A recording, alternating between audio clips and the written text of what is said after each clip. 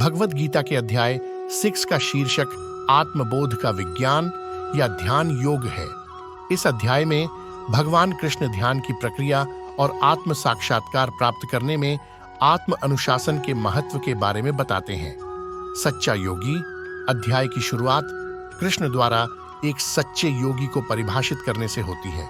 योगी वह नहीं है जो केवल तप अनुष्ठान करता है या कार्यों से दूर रहता है, बल्कि वह है जो अपने कार्यों में अनुशासित होता है।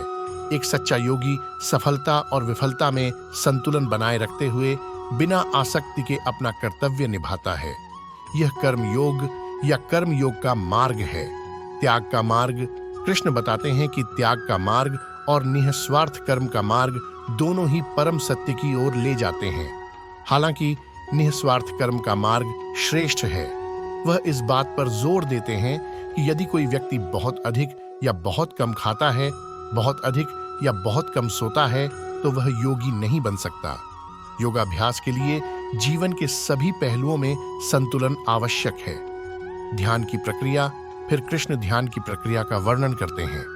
योगी को एकांत स्थान पर जाकर दृढ़ आसन स्थापित करना चाहिए और अपने मन को परमात्मा पर केंद्रित करना चाहिए। ध्यान का लक्ष्य धीरे धीरे सभी विचारों को मुक्त करके और स्वयं पर ध्यान केंद्रित करके मन को शांत करना है। कृष्ण मन को बेचैन और नियंत्रित करने में कठिन बताते हैं, लेकिन अभ्यास और वैराग्य से इसे नियंत्रण में लाया जा सकता है। सर्वोच्च लक्ष्य।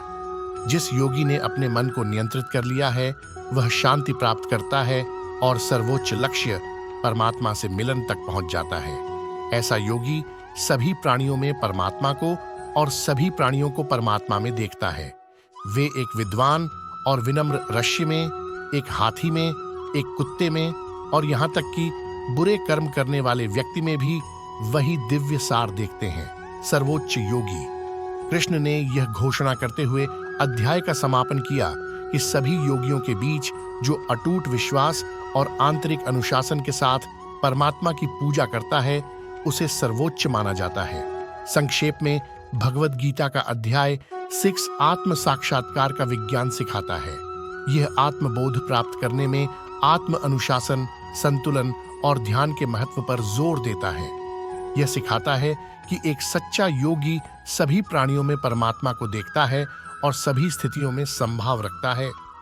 अध्याय इस विचार पर जोर देता है कि आत्म प्राप्ति का मार्ग दुनिया के त्याग के माध्यम से नहीं, बल्कि अनुशासित कार्रवाई और ध्यान के माध्यम से है।